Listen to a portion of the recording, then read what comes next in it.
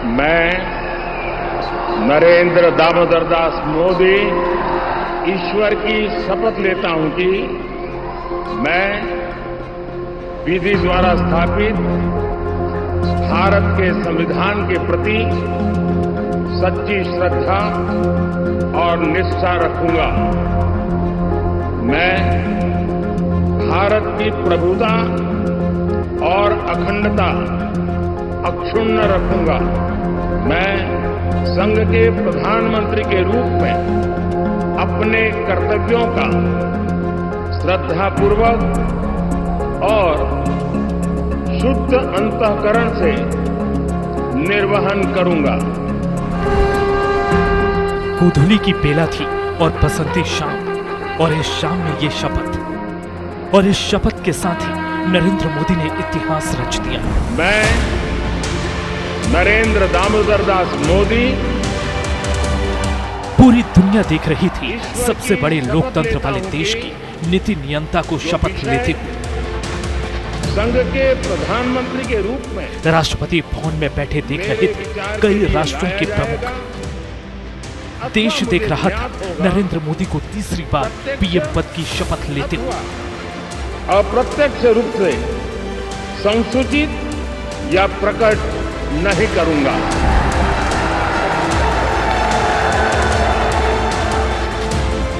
और इस शपथ के साथ ही प्रधानमंत्री नरेंद्र मोदी ने इतिहास रच दिया। ऐसा इतिहास जो नरेंद्र मोदी को पूर्व प्रधानमंत्री पंडित जवाहरलाल नेहरू के समक्ष खड़ा कर रहा है।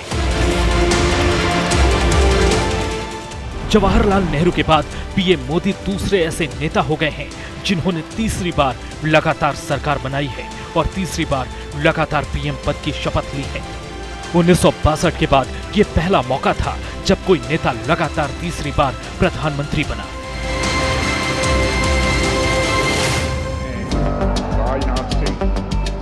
प्रधानमंत्री के बाद बीजेपी सांसदों और सहयोगी दलों के सांसदों ने मंत्री पद की शपथ ली। जिस तरह से मोदी की तीसरी कैबिनेट बनी है उसमें सबको साथ लेकर चलने का भाव साफ नजर आता है। कैबिनेट देखकर अंदाजा लगाना आसान है कि गठबंधन सरकार को साथ लेकर चलने के लिए मोदी तैयार हैं। सुब्रमण्यम जयशंकर। मोदी को मिलाकर कुल 72 मंत्रियों ने शपथ ली। इनमें 30 कैबिनेट मिनिस्टर, 5 राज्य मंत्री स्वतंत्र प्रभार और 36 राज्य मंत्री हैं। मोदी की कैबिनेट में जातीय समीकरण को भी साधा गया है। देखा जाए तो कैबिनेट में सबसे ज्यादा 27 ओबीसी, 10 एससी और 5 एसटी शामिल हैं।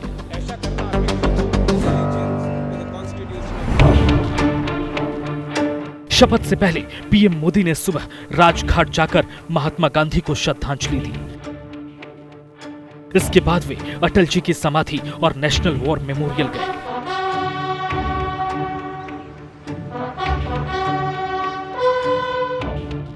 मोदी ने अपने आवास पर संभावित मंत्रियों के साथ एक मीटिंग की। इस मीटिंग से ही साफ हो गया था कि मोदी की सेना में कौन कौन शामिल होने वाला है।